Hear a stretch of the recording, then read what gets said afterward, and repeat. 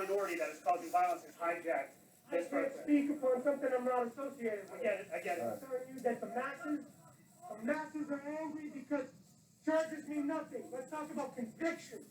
Once there's convictions, that's when we'll stop.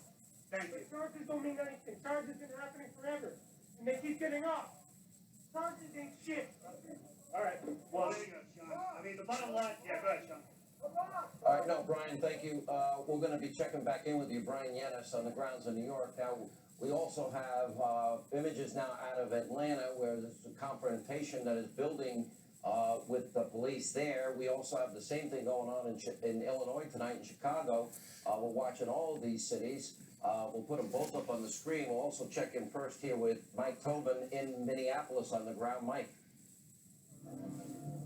Well, Sean, the crowd here at the makeshift memorial where George Floyd died is thicker now than it's ever been. This on a day when the first of 3 farewells to George Floyd was held, one in which speakers tried to use his death as a catalyst for change. They tried to paint a picture of who George Floyd was, a name we only learned because his death was tragically caught on video.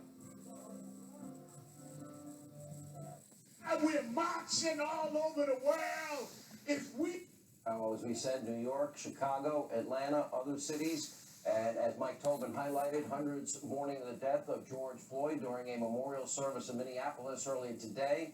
Among the featured speakers, the Reverend Al Sharpton took time away from his busy job at MSDNC to politicize the events. Take a look. We cannot use Bibles as a prop.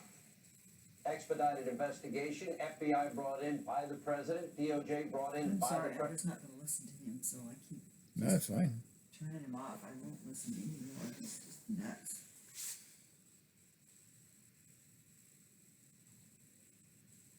He's like this.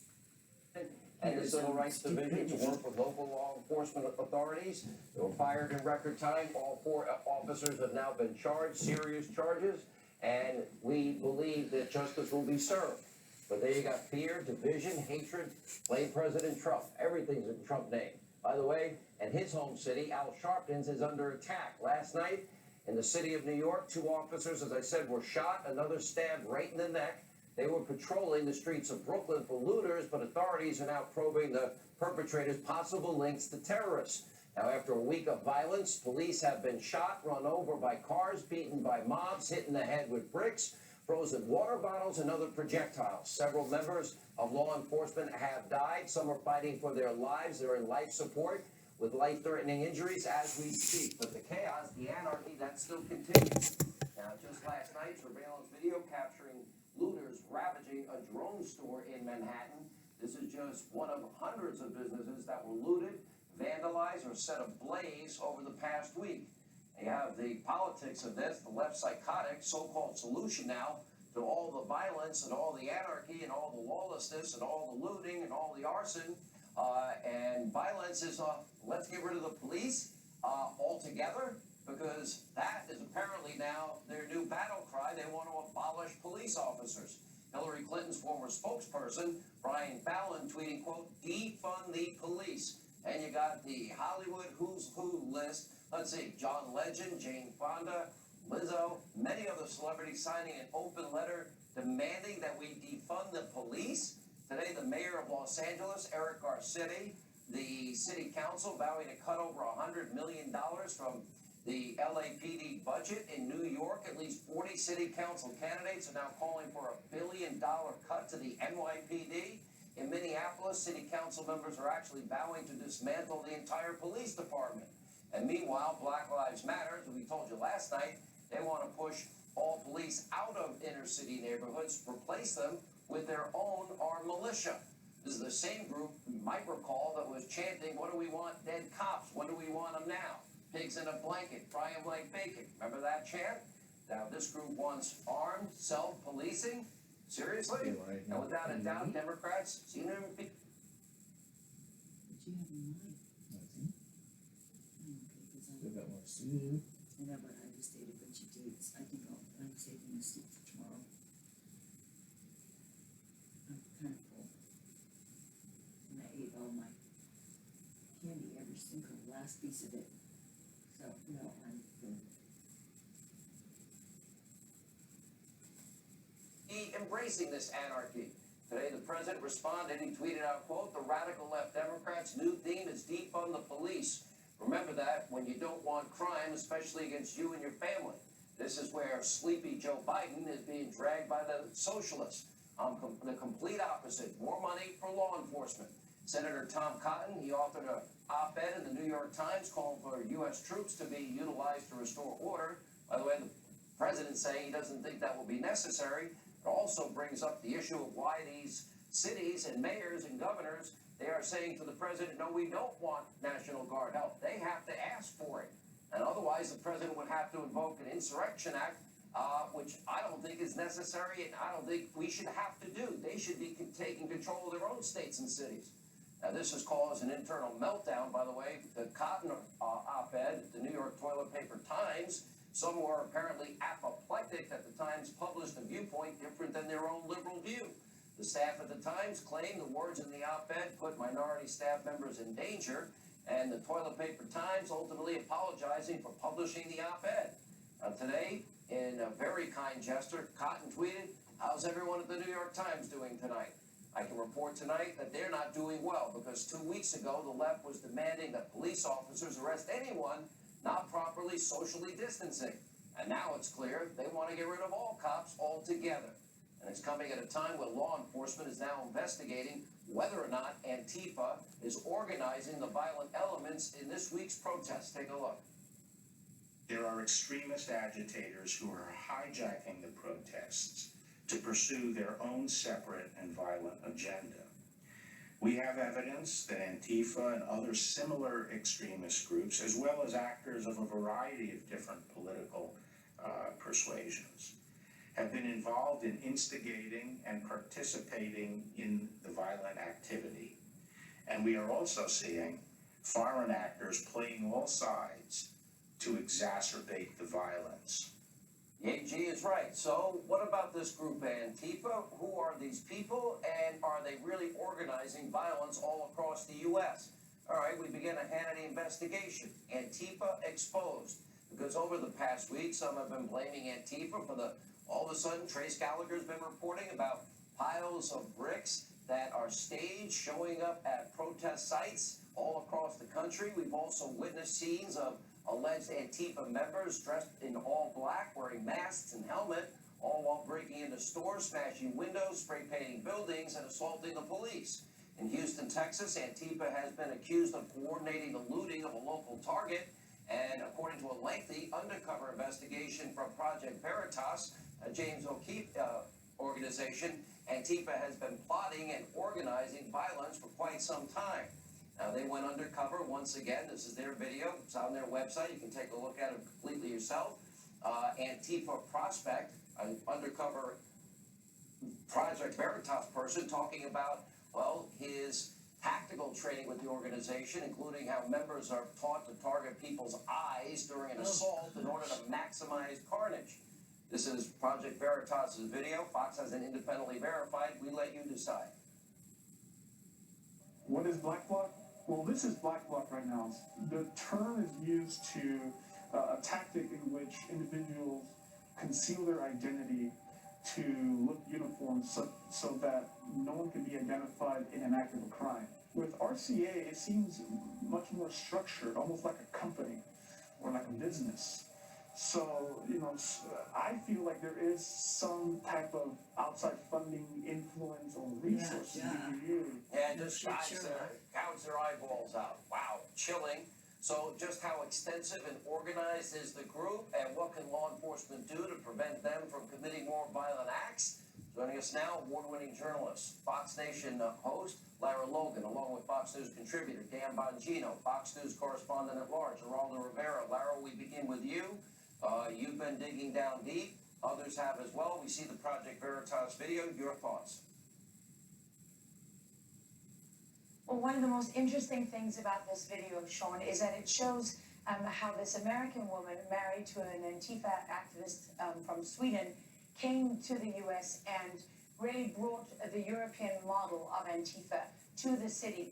And it really struck a chord with me because it centers around a bookshop, which is a kind of fake bookshop, where the training occurs. And I've been talking to members of, law enforcement here, very senior law enforcement sources who talk about the exact same type of bookshop in Austin, Texas, that has already been investigated, that is operating in exactly the same way, where you have professors from nearby universities, in this case UT, and in the video they're talking about in Portland, who will train recruits there in here. And what's extraordinary is that there's a very organized process where you have to be vetted. Vetting is not simple, it takes a long time. You have an entire syllabus. There's a certain number of lessons that you have to attend. You have to be taught in different things. Most importantly, you have to know how to conceal your identity. And one of the greatest deceptions of this movement or organization, whatever you want to call it, is that there is no organization to it. That's what they want you to believe. Because as Dan will tell you, that's how they stay one step ahead of law enforcement all the time. That's how they avoid accountability. So they'll change their names, they'll proliferate the numbers of groups. But if you have any doubt about how organized they are, take a look at what's been circulating on a number of their websites. This is Digital Security for Activists, right? And they put it out, this is the Civil Liberties Defense Center that's putting it out, which basically tells you how to encrypt your communications, how to scrub your social media accounts. They have webinars training people in this. So you don't have to have a central, mini-man command structure, sort of, this is how we're all gonna do it. Because they put out their tactics, they put out their ideology, and they all follow the same kind of principles. And I can promise you, this is one of many sites out there that are dealing with different aspects of this. So for anyone to say that they're not organized, when you see all these people behaving in exactly the same way, in all these different cities across America, using exactly the same tactics. You talked about bricks, Sean. It's not just bricks they're putting on the streets. I actually saw something which is a kind of pallet, and Dan, you may know about this too. It makes it easy to move a large amount of bricks very quickly, where you can just literally put it on the back of a truck, and the truck tilts and it slides off and it stays intact. This is a form, of logistical support that the U.S. military uses, okay? It's not what your average protester uses, or even your average rioter for that matter, right? Criminal gangs don't do this. The level of sophistication and organization that it takes is so extraordinary that I've come up with my own name for the New York Times after they called this conspiracy theories. I call them the blind New York Times now, because they're literally asking you to look at what's right in front of you and pretend that you're not seeing it, which is just extraordinary to me. Let me go to you, Dan Bongino, from a law enforcement background standpoint, and that is that we see what's happening to police all around the country. You served in the NYPD, you served in the Secret Service, you've had the training, but funding, organization, a mission statement, a chilling video, undercover video from Project Veritas, you begin to put all this together. I believe many of the people out there are protesting, righteous indignation. We celebrate freedom of speech. I don't agree with some things, but people, not in this case, but in other people that I disagree with, I support anyone's right to say what they want. That's what this country's founded on. But if you have people infiltrating peaceful protests, look at what the result is. Well, just to kind of confirm what Laura is saying, Sean, I have sources that have spoken to me about what happened at the White House last weekend. Make no mistake, I mean, that was essentially a coup attempt at the White House. There were known, previously identified Antifa members engaging in very sophisticated attack tactics that luckily the Secret Service and the other law enforcement entities there were able to overcome. It was not a ragtag bunch of criminals that just randomly showed up there. So that anyone telling you that is just simply lying to you. Secondly, this defund the police, what I find quite odd about that is Brian Fallon, Hillary Clinton hack. Is he talking about defunding the Secret Service that protects Hillary Clinton too? God, I hope not. I mean, I was on Hillary Clinton's detail in a support role when she ran for the Senate in New York. And although I didn't agree with her politics, I had no problem doing my job. So I'd love to get a statement from Brian on what kind of police he's talking about defunding, and if that includes his boss. That would be interesting. And just on the defund the police thing, when are liberal cities going to wake up to what's going on? To the liberals watching, you're being preyed on right now. You understand that, right? You're being preyed on, and it's not by the police. You're being preyed on by criminals who are looting your buildings, and Antifa members who are dropping off bricks and bats and incendiaries to burn your cities. It's not my city. I don't live in New York anymore. I used to, and I still love that city. They're burning your city down. They're not burning my That's your town. So I suggest you remove your heads from your rectums and wake up to what's going on right now. You are being That's a good preyed way on of by saying people it. and being made fools of. And you want to defund the cops? Good for You better him. wake up quick. We'll go to you, Geraldo. That's a nice way of calling him a You know, I talked to you off air today, From a and different you said perspective. Yeah, it this is. I can't see tonight that is well breaking your on that heart. photo. And now they want to defund the police. That, I like it. without police is anarchy. And Yeah. Black Lives Matter, what do we want dead cops to chant that we all went viral? I mean, it's shocking. This Antifa undercover investigation. What Lara just said, what Project Veritas video said. How do we pull this together? Because I don't believe the 99% of cops, just like the 99% of the FBI agents, just because we learned yesterday Russia was a total lie for that we were, the whole country was dragged through the mud and the president for 3 years. What's your answer? You know, Sean, I don't disagree with anything you or Lara or Dan has said tonight. But I want to go a different direction, if I may. If I could talk directly to the President of the United States, my friend, out of love. You know, Mr. President, you have shown your toughness. You have shown decisive action. You have motivated police forces that were asleep on the job to get out there and stop the rioting and the looting and the disorder. You have shown that you have that kind of law and order president. You've also shown your physical courage, however controversial, and maybe I would have structured it differently, but to go out in Lafayette Park and go to St. John's Church. And how interesting is it that the photo op annoys the New York Times more than the fact that St. John's Church was burned? How ironic is that? But given the fact that a lot of what you're seeing tonight is based on hatred for people who would never vote for you, I ask you to be the bigger man right now. I ask you, Mr. President, my friend, out of love, to acknowledge that black men face challenges white men do not when dealing with the cops. I ask you to acknowledge that The George president Floyd has said would this, be though, all Geraldo. right. Can I jump in here? Geraldo, Sean, let me just finish my plea. George Floyd would be alive tonight if he were a white man. Ask cops across the country to abolish the chokehold. We don't need the chokehold. Remind people around the country that you're the president of criminal justice.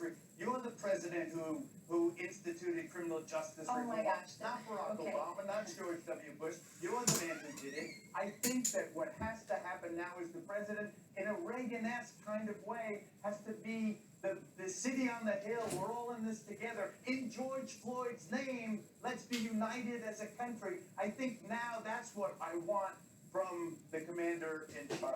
Let me, all right, all of you stay right there. Apparently, we have breaking news. We head to Atlanta, where WAGA's Janice Hughes is on the ground there tonight. There's been a lot of activity on the ground. Janice. Hi there.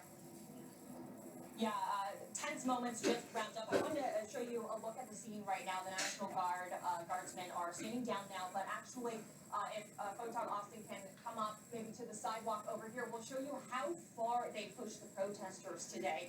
They pushed them down this block here. It was a line of Atlanta police as well as the National Guardsmen, and they pushed them to this into this road here. It was a little different than what we saw last night, where the National Guardsmen kind of boxed in the protesters. So a little bit different than what we've seen in the nights previous. Also, a little bit more of a hectic scene than what we saw last night as well. You know, it rained here earlier this afternoon, so the crowd thinned out a little bit.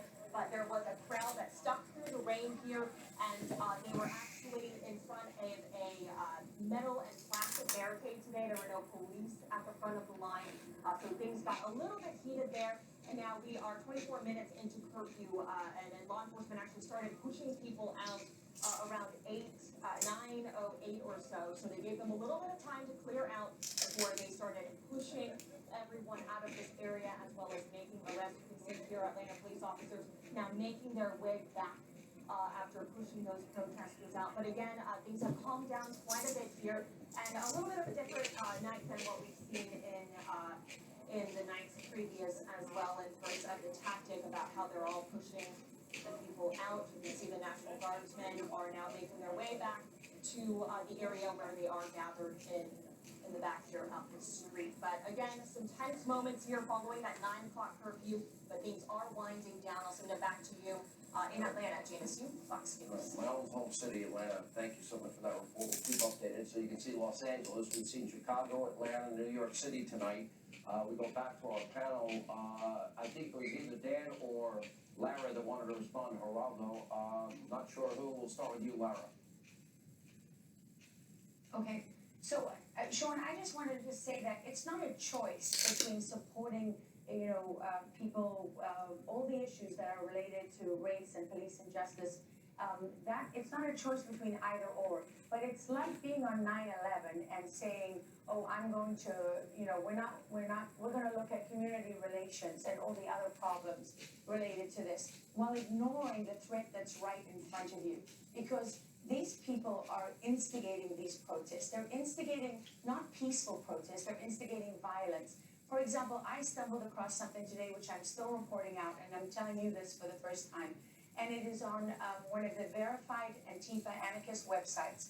And they're using a source who's publishing the flight paths of Department of Homeland Security flights. They're putting out the exact height that they're flying at, their flight patterns, the surveillance aircraft that are being used by different agencies. They're putting out the personal records of police officers. They know when they were born, they know their addresses, their personnel records. They're tracing their paths and what businesses they go into, and they're putting this out into the network. These people have a very significant organization, and every time we say, I don't want to talk about this, I want to talk about these other issues, look at the history of these groups. They go back to Ferguson and all the others. And when you look, the mayor of Minneapolis, the head of the police chief of Minneapolis is black. The attorney general there is black. The person in charge of state security is black. So saying that this is a race issue is allowing these groups to proliferate, to infiltrate law enforcement, and to attempt to burn this country to the ground, which is their ultimate goal. Geraldo, they want to kill every black policeman. That's what they say. They're about killing and dividing. Let me go quick response, Dan and Geraldo, and then we're going to go back. We have some breaking news in Brooklyn. You can see a confrontation now evolving as the police push back in Brooklyn. Quick response, Dan Bongino, and then we'll go to Brian Yennis in a minute. Dan and Geraldo. Well, Sean, it's pretty tough for leftists to argue about systemic racism without addressing the fact that the system that these liberal cities are living under is liberalism. I mean, Dan Henninger has a piece in the Wall Street Journal today that makes that exact point. Has anyone not thought this through? You're arguing systemic racism in liberal cities dominated by liberals, in some cases like Baltimore, since 1939. Has anyone bothered to think this through? Let me go to Geraldo, last point. Geraldo, how do you argue when there are groups that want no peace? They don't even want any police. And, that are chanting, what do we want dead cops? When do we want it now? That will, Donald Trump gave speeches about he rushed to get an expedited investigation, talked about the shock to the conscience and soul of the country view in that video. All of that was a criminal justice reform. Wasn't Barack and Joe, it was Donald Trump. I don't take a backseat to anyone when it comes to supporting cops. I have said on this program in no uncertain terms, I want to use RICO statutes, I want to use surveillance cameras, I want to use cell phone monitoring, I want to bust these people Now when the they're same way being we shot, busted them up. They're being shot on the Go streets. after them. Support them now. We have to go after these radical groups. I don't know what you think I'm talking about, Lara. I want to go after these radical groups with a hammer. But you cannot for a second pretend that what you've seen on the streets of America are all Antifa, are all radical, anarchists who want to destroy America. There's mothers and children and families and all races. Why not emphasize the positive? Enough. Emphasize the positive. Say, we're in this together. And I want the president to say, I get it. we're not helping anybody by not stopping this, what we see every night. And the reason it is the governors and the mayors refuse to do what's necessary and take the help that's been offered. It's the I've governors. never seen anything like it. Right? I got Right now, the person I'm here, I don't mean to I cut just you want the off. president. Go ahead, finish your Sure, I sentence. get, I love you. All right. I just want the president not to get blamed for everything. Okay. Lara, Dan, Geraldo, thank you. We go back to Brian Yennis in Brooklyn. We've seen some pushing and shoving with the cops and some of the protesters now. Quick update, Brian. Hey, Sean, yeah, we have police moving down Atlantic Avenue in Brooklyn from one end. They started telling them to go home. Protesters, though, on the other end, they're kind of walking them, and I think they're trying to tell them to disperse, obviously. It's like, Because what, past 10 curfew, o'clock they've there? been throwing trash 3 onto the hours. road. As the police are moving in on one side of Atlantic Avenue, behind me, if you look over here, the police are over on this side, and then the huge group of protesters are behind us over there. And so I guess the police, like we saw yesterday, are closing in because they're gonna make curfew violation arrests. This is what we saw all day yesterday, the NYPD. They said that they respect these people for wanting to peacefully protest, but it's time to go home. The people out here are of every age. We've seen family, black, white, Hispanic. We've had signs up saying Black Lives Matter. We've also heard chants of NYPD. How do you spell racist? NYPD. A whole smattering of people here tonight who are obviously here past curfew, and the NYPD says they need to get them back home because that means that they believe that agitators and stuff are using these protests as cover. All right, Brian Yennis, we'll stay with you tonight. Thank you for that report. Hewitt reaction, he was the longest serving commissioner in NYPD history. Commissioner Ray Kelly is with us. Mr. Commissioner, we've had Bernie Kerrigan, we've had Rudy Giuliani on. You're the longest serving. You see what's happening in the city night after night.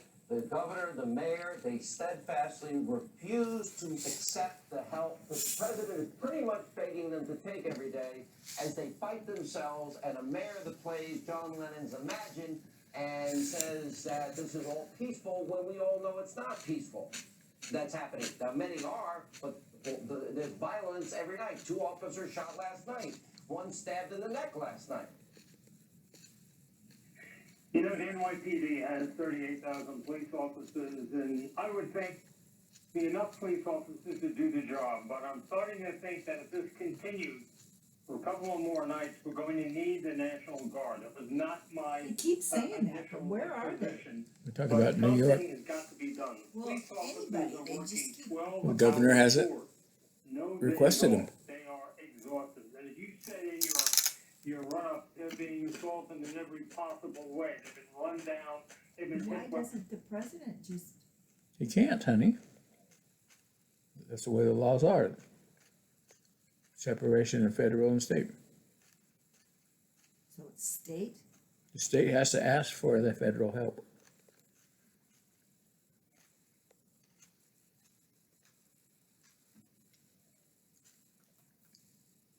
trash can. I just saw a video, which has been out a couple of days apparently, but I missed it, where a police officer hit over the head with a fire extinguisher, and you see the blood Oh my God. gushing out. Arrests are being made, but certainly to a large extent because of the new bail reform laws, that they're just turning right around and coming out the precinct just a couple hours after their arrest. What good is a curfew if it is not enforced? How is it a mayor that denies the That's right, reality? I'm feeling Yet the same doesn't way, even, what he's wouldn't saying. even support his cops being assaulted and being Right. doused with water and the It's vandalism crazy. that's going back now. Then you have a governor signing a bill that says, oh, you get arrested, no bail, they're back out on the street within hours, they rejoin the protest. All the hard work of the police department is meaningless at that point. That's a pallet of bricks that has been delivered basically to the rioters. The police were directed by the mayor of City Hall to give up those streets, give up the FDR Drive, give up the bridges, and that still goes on today, the whole concept of appeasement. And we talked about the police commissioner, the mayor mentioned the other day that he was on the phone with them 50 times that night. Well, that's way too much. That's way too much involvement from City Hall. You have to let the police professionals do their job. Commissioner Shea, his executive staff, know what to do if they're allowed to do it. You know, I think you're right in your assessment. You're right that the police network. It just makes me so angry. I would just be out there with huge, big water hoses and just say, get back, get out, go home. Yep. And just keep spraying them with water, my goodness. Yeah, I haven't seen them using any water cannons yet. But wouldn't that be a good idea? That's what they used to do in the 60s. Yeah, that's what they should be doing, something like that. Department is overtaxed, they're handcuffed, they're not being supported, and then they do their job, they arrest hundreds of people, and those people are back out doing the same thing because the state of New York has a no bail policy. I've never seen such madness. All right, thank you, Commissioner, appreciate State your of time. New York has a no bail policy? Mm-hmm. Yep. What does that mean? That means they get arrested, booked, and they're let go. You know what? Gonna kill us all. When we come back, Dr. Ben Carson will weigh in on the failure.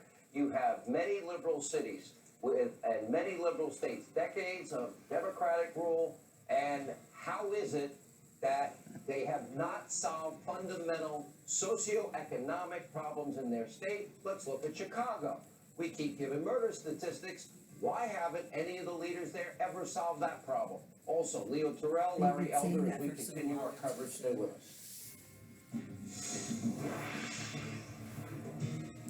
We believe All is standing. In chaos. Your thoughts, Dr. Yes. Carson? Well, there's so much interest in using people as pawns for philosophical differences and changes. At HUD, for instance, I've been trying to change some of the things for years now. Like, if you are living in subsidized housing and you get a raise, or you bring somebody into the household who's making money, then your rent goes up. Well, it doesn't give you a whole lot of incentive, when we're dealing with the whole homelessness situation.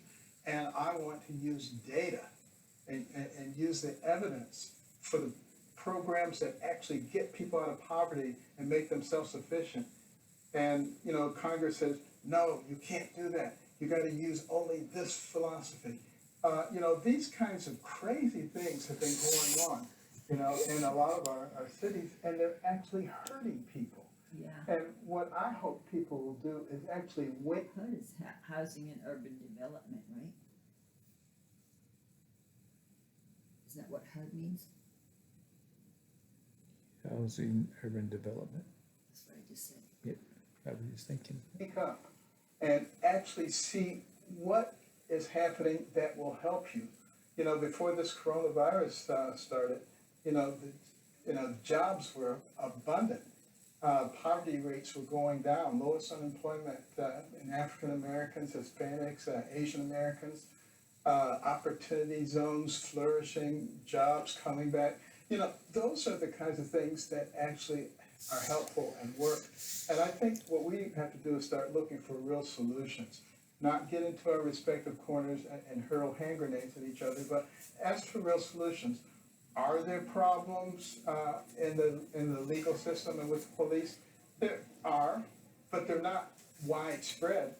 But there are police who have bad records who can just go from one state to another state. We need to eliminate that kind of thing.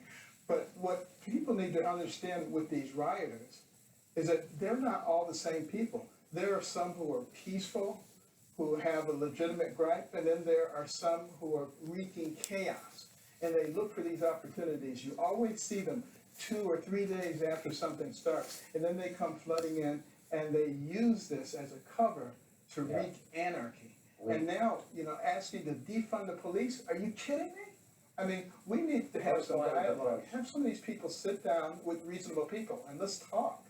And I think they'll see that that's just silly. Doesn't make any sense. Mm-hmm. Dr. Carson, you're making too much sense as always. We got to get together. We're one American family here. Now, Portland, Oregon, as we just saw in those videos. Secretary Carson, thank you tonight.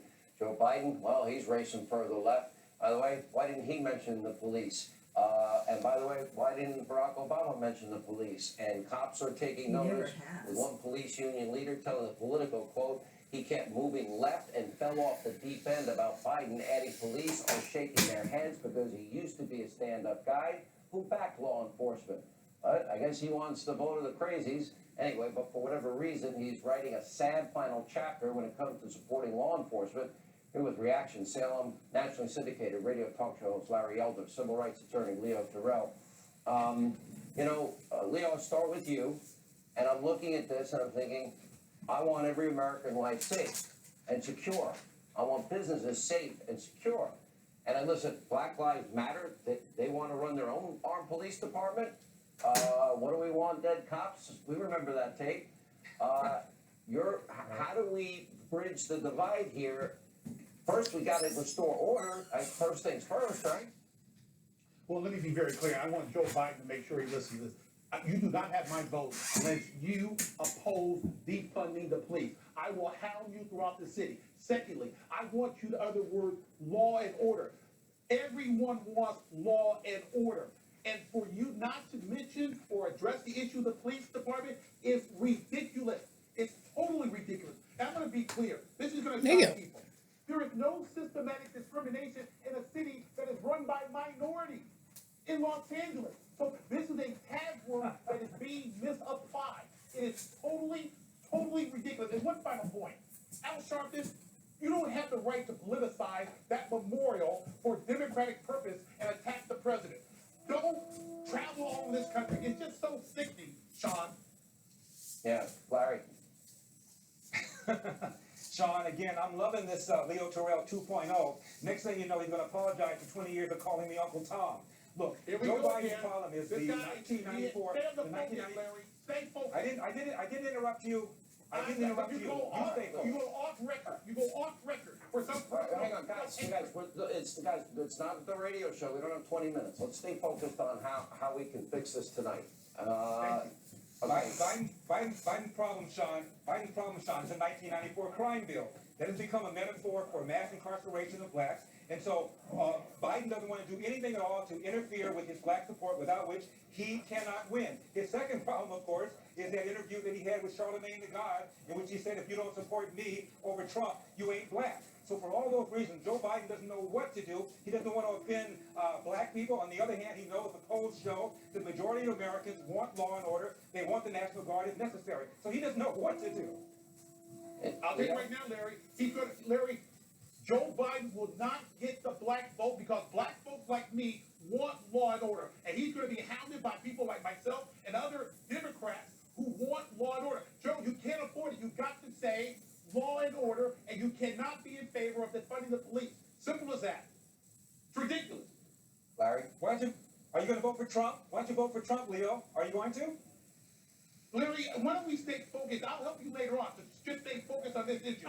We're in agreement. You, Sean, and I are in total agreement that Joe Biden needs to support police officers and they're hijacking the death of George Floyd for political purposes. And I'm sick of guys like Al Sharpton, and he has to just stay home.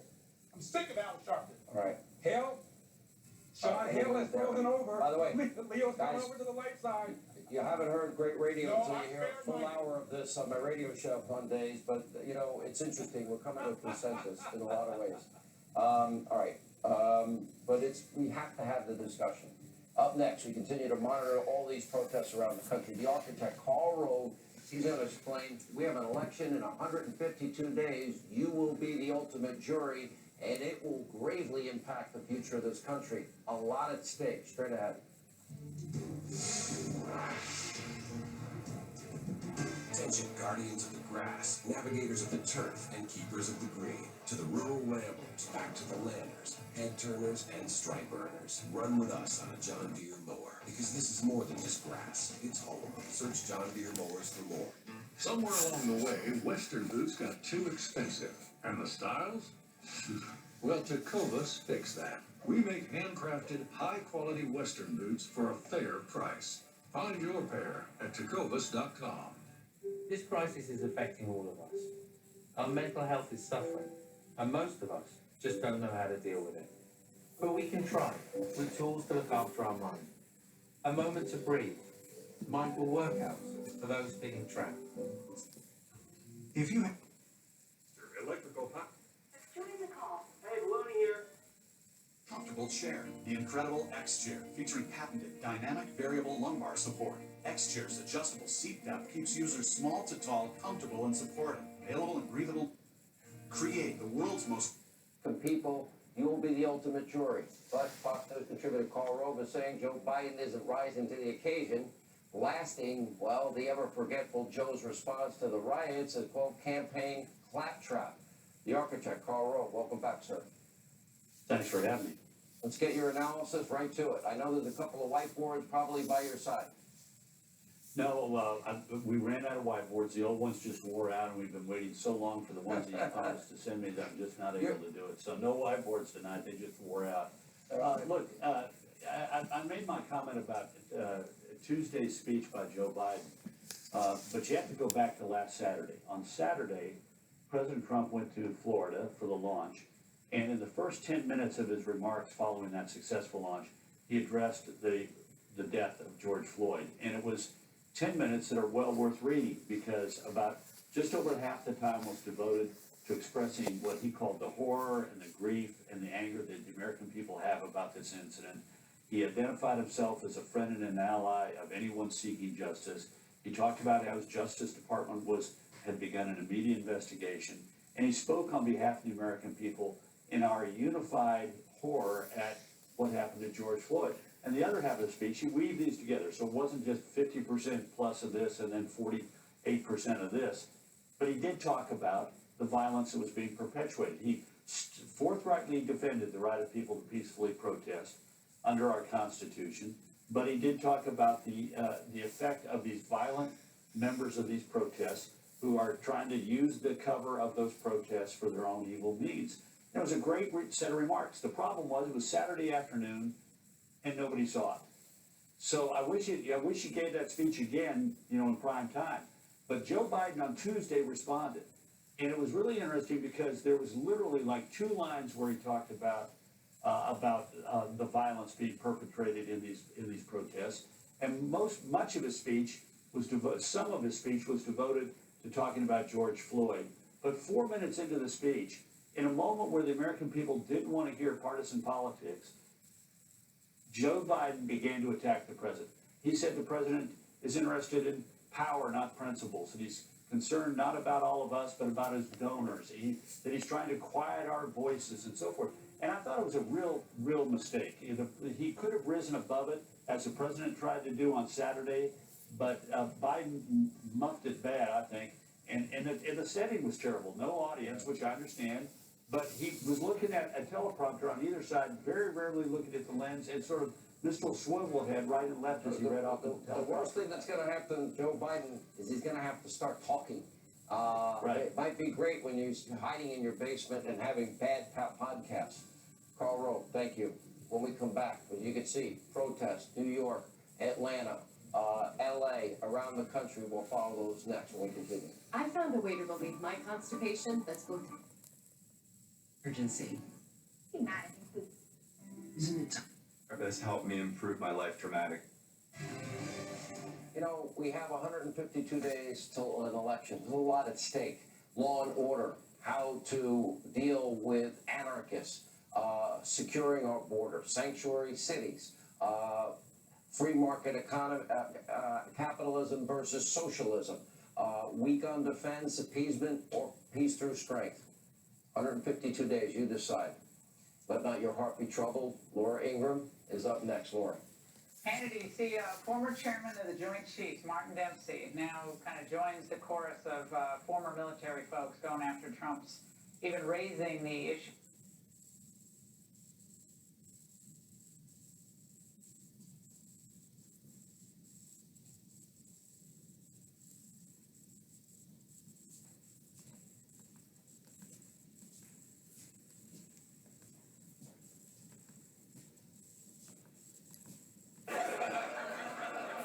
How's our little patient doing?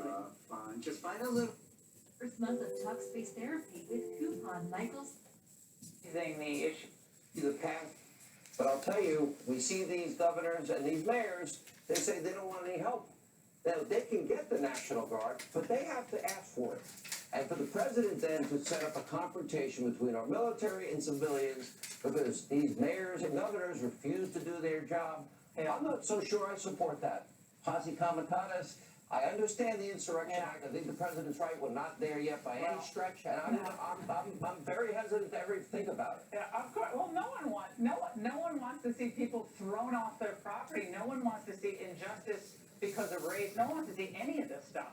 This stuff is toxic, and it's got to stop. They're failing the people in their cities and their states.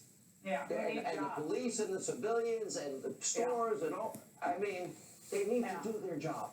Yeah, other countries have military coups, not the United States of America. But I appreciate your sentiment on, we don't want anything to escalate. But I mean, Trump's not the one escalating it. He's begging them to take the guard. They won't take it. Just take help, and everybody start talking more. Hannity, great to see you. Great show. Thanks, Laura. Have a good show. All right, I'm Laura Ingraham. This is Ingram Angle from Washington tonight. We have our eyes on cities across the United States. Of course, protests over the killing of George Floyd enter a ninth night of uncertainty. We'll bring you all the action as it comes to us. Plus, as the push to defund police goes mainstream, we're going to show you how one big city is already moving to do just that, and why it could very well hurt minority communities, believe it or not, in the process. Also tonight, President Trump's response to the chaos on the streets of America is to consider all options to keep American citizens safe and to keep the country intact. Well, so why do so many of the military leaders, I just mentioned another, have an issue with it? And does it raise real constitutional concerns? We're going to examine it. But first, from resistance to revolution, that's the focus of tonight's angle.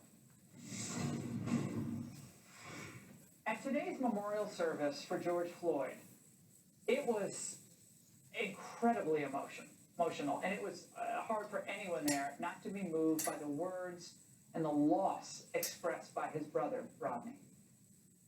As a child, without no father figure, he was big brother, but I didn't see the little stuff they were throwing out. He was doing the best he can, and the mistakes he made, and I watching them, following him, correcting myself as a grown man, as a teenager growing up, and, learning from him how to be a man.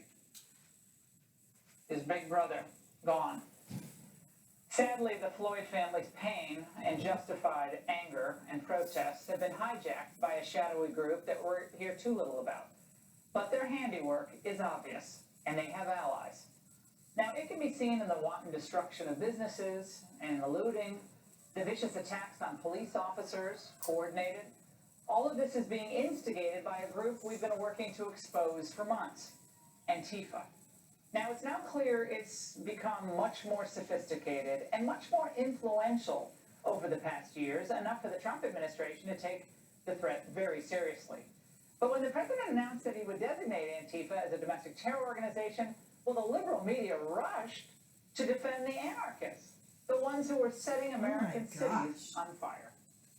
There are so few members of Antifa in general that to say that they really have anything significant to this protest is a kind of a far-right talking point. The president has been obsessed with far-left protests, or groups rather, including Antifa. This fake idea of Antifa being some organization that we have to send the United States might against, that's ridiculous. That's ridiculous. Well, cool. That's a very different story than what the police Does it chiefs across the matter? country have been telling us. That's why I asked. Now, the Are you reason the left interested has or are you Antifa condemning it? amnesia and wants to ignore its pattern of I'm anarchy recording is that they have a hand in it. some What do I stuff mean? about Well, 3 years ago, challenges back in February 2017, Peter's got the people, New York guests Post detailed calling, some telling of the about first it, steps because in that's what I'm talking to Brian organizing, North about. quote, the resistance With to Trevor. President Trump, courtesy of So I'm Barack making some Obama resources and to his give wingman, Eric to the Holder. group. The Post reporting, quote, the little-known but well-funded protesting arm This is not Trivita. I'm going to use this as in presenting it to the leaders in Trivita. determined to salvage Obama's legacy. It's drawing battle lines on immigration, Obamacare, race relations, and climate change. Now, in the years following that group organizing for action, it held thousands of events and trained more than 60,000 activists in what it calls, quote, effective conversations, issue advocacy, community organizing, and voter context best practices. Sounds okay, right? Well, the organizational heft, though, that sprung out from the OFA and like-minded groups has provided today's radicals with logistical roadmaps and even legitimacy. Now, just yesterday, Hillary Clinton's former campaign spokesman, Brian Fallon, and even John Legend tweeted out the message defund the police, which is one of the goals of Antifa's campaign of terror. Now, 2 days ago, a former intel official in the Obama administration paid $250,000 to bail out, quote, her best friend, who was arrested for allegedly throwing a Molotov cocktail into an NYPD cop car. Now, remember the Antifa radical who died firebombing an ICE facility in Tacoma last year? Well, somewhere along the way, what started off as the resistance took a nefarious turn. Project Veritas revealed today in its latest undercover investigation of an Antifa cell in Portland. Now, it should be noted, we ourselves have not confirmed the authenticity of the video, but we'll let you decide for yourself. I've been undercover with Rose City Antifa. If I were to be caught or found out in a setting where I am present with them, it could escalate to violence against me. With RCA, it seems much more structured, almost like a company or like a business. I feel like there is some type of outside funding, influence, or resources being used. They were getting this trade craft from someone else, someone with much more experience, someone who did this for a living. Well, don't just take his word for it. We're hearing from police chiefs across the country about the efficiency and organization of the looting that's taking place, how it's being done, and the violence, of course, directed toward law enforcement officers. Here's what NYPD Deputy Commissioner John Miller said on Monday after last weekend's devastation. A significant number of people from out of the area who've come here, as well as the advanced preparation in terms of advanced scouts using encrypted communications, have resupply routes for things like gasoline and accelerants, as well as rocks and bottles and the raising of bail. It's tactics like these, of course, that have landed Antifa and their allies on the radar of Attorney General Bill Barr and the DOJ. We have evidence that Antifa and other similar extremist groups, as well as actors of a variety of different political persuasions, have been involved in instigating and participating in the violent activity. The rioters used crowbars to dig out the pavers at Lafayette Park and use them as projectiles thrown at Secret Service and other federal agents. Now, Antifa may claim to be anti-fascist, but what do you call using violence and terror to achieve your political goals, which is the utter destruction of America as we know it? Now, the fact is, even going back to its genesis in the 1930s as a project of the Communist International, well, they've never actually been about combating fascism. In 1953, Communist Party leader Manning Johnson told Congress that the real goal was the subversion and subsequent overthrow of the United States. And decades later, we're seeing that Soviet dream play out. Now, what's really frightening, though, is that one party seems perfectly fine with that, all in the name of taking down President Trump in the fall. And that's the angle. All right, joining me now is Sarah Carter, Fox News contributor, host of the Sarah Carter Show podcast. Also here is James Casey, retired FBI special agent who spent decades investigating homegrown anarchist groups. And last but not least, Harmeet Dillon, civil rights attorney, founder of Center for American Liberty. Sarah, let's start with you. You'd think thered be more concern, even if they don't want to say it's this group, which I don't know why they don't want to say it, but even if they don't want to say this group, you would think there would be more concern on the left, given how they're marring some of the peaceful protests that I think would probably go off without a hitch, were it not for this very, very dangerous element. Well, you're absolutely right, Lauren. What's been happening is for decades now, it's been fermenting inside our universities and colleges, where our young people have been recruited basically by professors and teachers, leftists, communists, that believe in these types of acts. They basically hijack a crisis and, peaceful protests. They hijack these peaceful protests and then they foment. They use these disparate groups to kind of ferment civil unrest so that it spreads across the United States. And what makes it different now than it has in the past is the use of social media and social media tools. Laura, they're able to organize on Telegram, on Discord, chat rooms. I know this is happening. I've talked to law enforcement officials about this, where they're able to organize there. And I think this is what William Barr is looking at. who is organizing a lot of these youth, telling them where to go, where to meet. In a sense, it's like they're disparate groups, but they're organized in social media, and I think that's a big concern here, and that's a big difference than what we've seen in the past. And James, with all your experience in investigating these anarchist groups, what do you see are the major differences today with how they're operating and how they're hiding and concealing themselves in this overall political movement and protest movement? Well, thanks, Laura. To me, the biggest thing that I've noticed is that they're acting the same way in many ways that they did, many years ago when I was looking at them. And it just so happened I was working against these groups like Antifa and the neo-Nazis and the KKK at the same time. They were in two different cities in the Midwest. I don't want to say where because I know the FBI is probably still looking at these groups. But you had on one hand much different tactics than you had with Antifa. For example, the neo-Nazi groups tended to be much more open. We knew who they were. You could knock on the door and talk to them. Some of them were informants. And Antifa, Alf, those anarchist groups were the exact opposite. They were very difficult to find. If you went and knocked on the door and were able to identify somebody who was a perceived leader and tried to get into the group, they would put you aside and tell you to go find your own group and, get back to them once you'd established yourself as a leader and had your own group.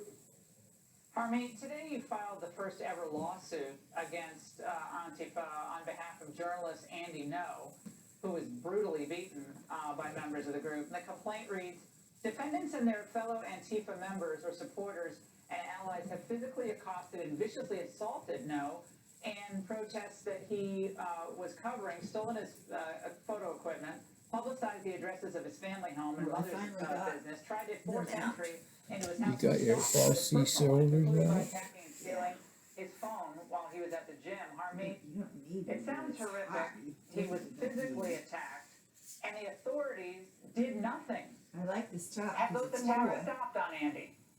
That's right, and on an ongoing basis, he continues to be stalked, and he continues to report it to the Portland authorities, and they continue to do nothing. And by the way, that includes the United States Attorney in Portland, who I spoke to at the beginning of this process. And so we waited several months. This is really a job for law enforcement because, as the other guests have pointed out, law enforcement has the tools to go and surveil, get warrants and all of that. So it should have been law enforcement doing this action, not me. But because they refuse to do that, we can't let Andy continue to live under these threats. We've taken action, and I hope through this process that we'll get some more law enforcement traction to look at this. Because it's not just Andy. They actually have all journalists who dare to question them, which makes most of these so-called journalists back off. And then doubling down on journalists who, at the beginning of your segment, who join in and who Independence are effectively Road or something. spokespeople for Antifa because of their liberal viewpoints. They protect them, they make excuses for them, they demonize Andy and other journalists who criticize them, and then they use those Alinsky tactics to make Andy the enemy. And so Andy's very brave, we're proud to represent him, but this is on behalf of all Americans who are threatened by these Amazon criminals. wish list. It's in a box. It's on a list of things I want to get. So when I'm ready to go, I go click on it and order it. It's gone. He spoke out today about the group Antifa, and he essentially is downplaying it. I think we have a soundbite. I can tell you what an organized, hierarchical, truly terrorist group looks like, and Antifa is not that group. The president doesn't ever let the facts get in the way of a convenient political narrative, and I think that's what he's pursuing with this constantly bringing up Antifa. Sarah, he's a man of great credibility, of course, with his history of... That's right. This coming from a man that lied multiple times to the Inspector General, that was shunned, that was fired from the FBI, that continues to lie, that it has been in a battle right now with Rod Rosenstein and everybody else. Look, he shouldn't even be listened to. This is somebody that obviously is against President Trump. I think more effort, and when I was just listening to Harmeet, I did via email. I said thank you for the nice card. She says, enjoy, blessings. Antifa and others want to defund the police. And when you see what happens in Portland, when you see the police No, it's just walk away thinking of us. from people being attacked by Antifa, It wasn't for your birthday. we have to ask ourselves, we're in a battle for the soul of our country right now. I mean, they are really targeting the very essence of what we are, our Constitution, our belief in capitalism and democracy, Are we just going to let this happen? I think Harmeet's doing the best thing that she can, which is fighting for Andy No. And I think the rest of us have to keep our eyes wide open and realize what's going on here. And for parents out there, if your children are involved in this, you really have to consider what some other parents have done. And that's just, if your kid causes violence, turn them in. Do something, speak out, and really do this job before we lose control of our country and we lose control of our children. Yeah, there's one more thing I want to play, and I want to play this for James, a real quick response on the other side. There have been various protesters and even academics who've conflated the capitalism now, again, the heart of our economic system, with white supremacy, part of kind of the blurring of the lines here. Let's watch. It took so much violence to even bring a system of white supremacy and capitalism across this country. Our black politicians, professional class, middle class, become too accommodated to the capitalist economy. I mean, the history of this nation is built on 4 legs, which is white supremacy, anti-black racism, patriarchy, and capitalism. So, James, that's the trifecta right there, and you see where this is going. This is national property ownership, kicking people off their land. I don't know what the ideal system, socialism, I don't know what it is, but how important is that to recognize? Well, I think you hit it during your intro that, this goes back to the 30s, and it's been a hallmark of these groups that they're anti-capitalist, anti-corporation, anti-status quo. I mean, I've been saying for a while, I'm not sure that they know what they want, they know what they don't want. It's those 3 things. And I think they've hijacked the race angle right now to put those 3 things together. Yeah, the Occupy Wall Street movement and the anti-WTO movement. I'm not a big fan of the WTO, by the way, but I'm not a big fan of how those groups, to say the least, have operated. Sarah, James, Harmeet, great to see all of you tonight. Thank you so much for your contributions to this discussion.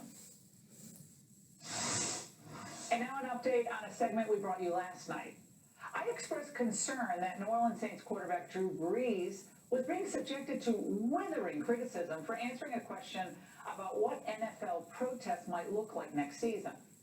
Now, he said the flag shouldn't be disrespected, and that he thinks of his veteran grandfathers and the civil rights pioneers when he hears our national anthem. Now, we noted that Brees also cited his deep Christian faith, which, of course, teaches that everyone should be treated equally and with respect, and we noted his generous contributions to charity. Now, my defense of Brees led to an online chorus of people comparing those comments to previous comments I had made to LeBron James. Now, at the time, James had said that Trump, quote, really doesn't give an F, close quote, about the people. Well, without dwelling on the nuance between the 2 instances, let me be very clear about what I believe. We are all children of God, regardless of our racial or political differences, and therefore must be treated equally. Every American has a God-given right to speak his or her own mind on any issue. And I think in order to heal and shed light on gross injustices, our country needs more dialogue, not less. And we need more respect, not retribution. Emotions are hot right now. And unfortunately, in times like these, we often find ourselves, I know it's easy to do, just talk past each other. But right now, Americans, I think most of them are looking for reconciliation. And that means politicians, police, and even cultural figures all working together, all of us. Now, we're all human beings, and we're on this earth for a very short period of time when you think about it. And this is a moment when we should be listening and learning. All of us. And coming up, how did defunding the police move so quickly from the anarchical wish list to mainstream leftist